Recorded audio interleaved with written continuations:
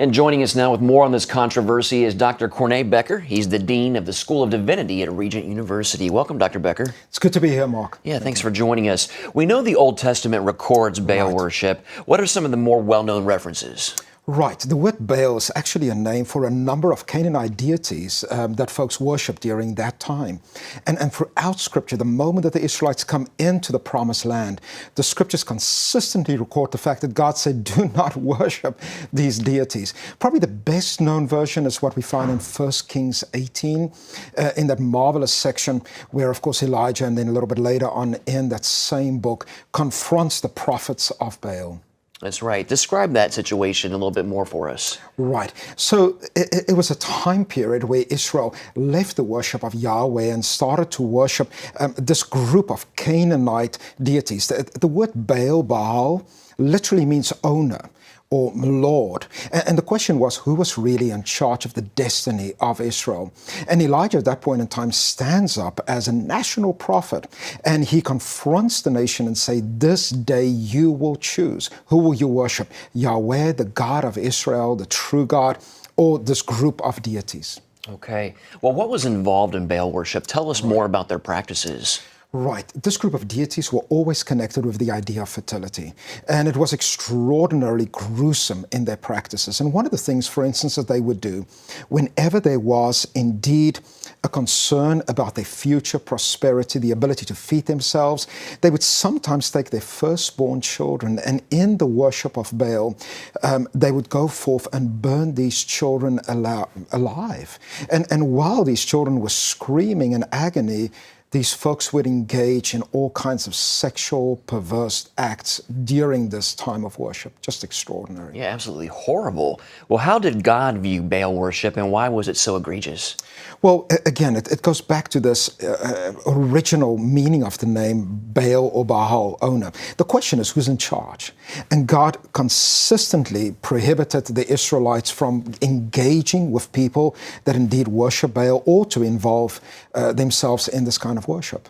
Okay. Well, do you think there are any elements of Baal worship in our society today? Yes, of course there is. Think about it just for a moment. When we sacrifice our unborn children in order to secure maybe financial prosperity or to be free or to have a better life.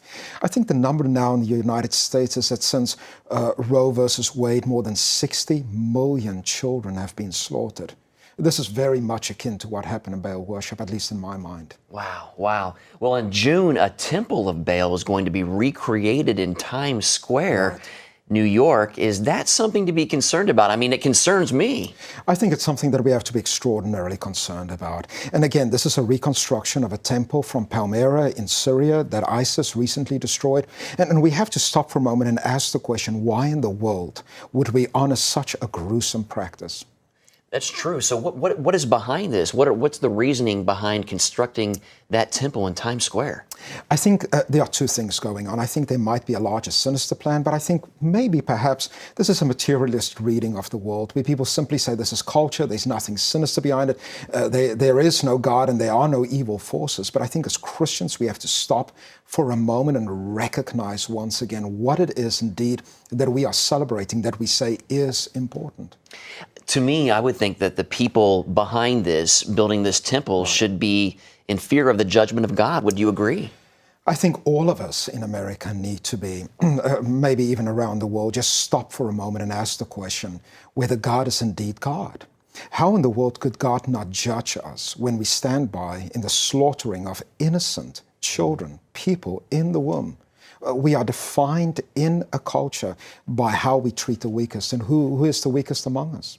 Those in the womb today.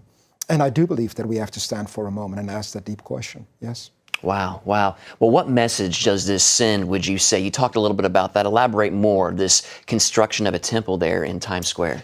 I think there are a number of things that we are saying. First and foremostly, I think that we are saying that certainly this practice was okay and it certainly was right. We also have to remember that Times Square is a contested space, right? It's a space where so much is going on, and for the most part, Christianity is being kept out of that space. And here we erect this temple in honor of a religion that has died out precisely because it was so gruesome, precisely because of everything that it stood for. And we are once again honoring this. And what we are saying indeed is that there is no God and that he is not interested. Wow. Well, how should Christians respond, Dr. Bekker? I think there are a number of things that we need to do. I think first and foremost, we need to pray. We have to stop for a moment and ask for God's mercy. Secondly, I think we have to start to speak out against it.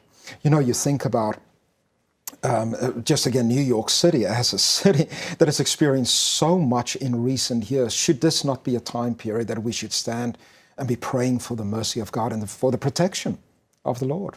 Right. I'm reminded of Nineveh, when God spared Nineveh after Jonah went to them and issued a warning. We can pray and ask for God's mercy, and he can definitely, if he chooses, show mercy in this situation too as well, and this can be stopped. I believe it can still be stopped, and I think if many Christians would stand up and start to use the voice that God has given to them, this can be stopped in time. Okay. Dr. Corné Bekker of Regent University, thanks so much for your time and insights. Thank you, Mark.